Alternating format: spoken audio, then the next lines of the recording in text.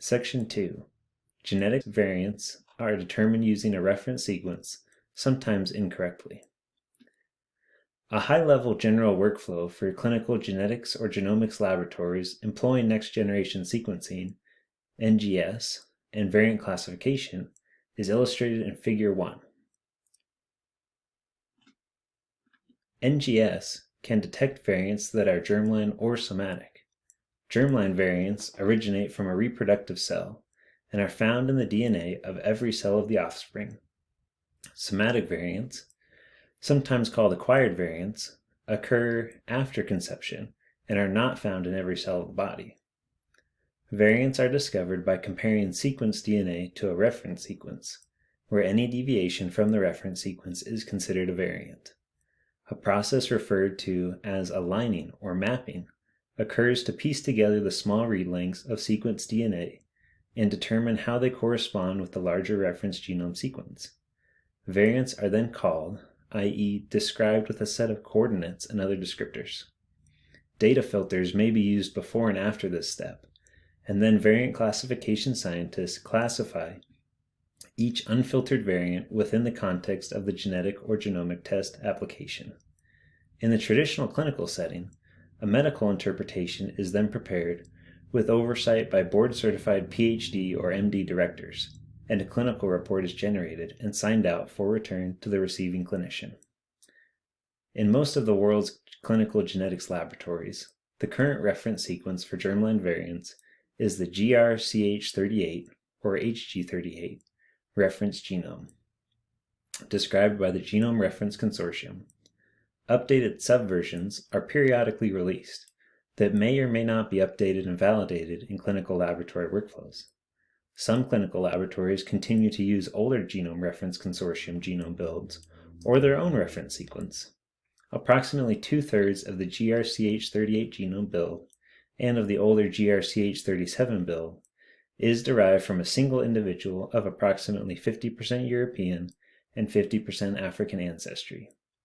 Several countries are working to define genomic features that are unique to their populations, or to create their own reference genomes that are better matched to their primary populations.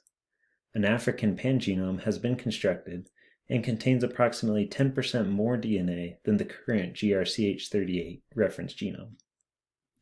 In the United States, solutions have not yet been broadly implemented in clinical laboratories to account for sequence data in individual genomes that do not align or map to the current reference genome.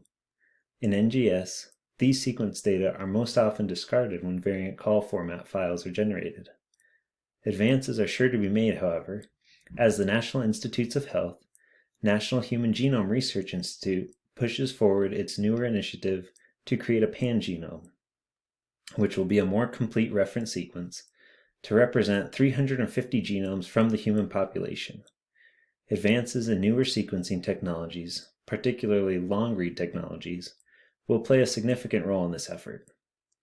The identification, or calling, of both germline and somatic variants is further complicated by persistent limitations in the sequencing and bioinformatic tools that generate VCF files.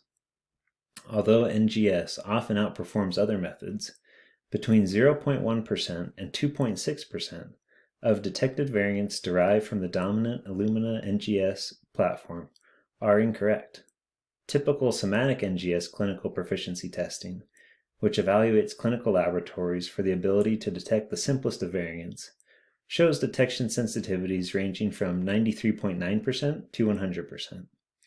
Even with identical sequencing reads, a 2020 study comparing common variant calling software found only a 93.8% concordance of single nucleotide polymorphisms and an 83.5% concordance of insertions and deletions. In addition, different calling pipelines describe some variants differently from other calling pipelines. Thus, the downstream variant classification step may be confounded because the variant classification scientist unknowingly does not match relevant data in databases and literature to nomenclature differences, with nomenclature being potentially cataloged incorrectly in the reference database or literature and/or by the testing laboratory.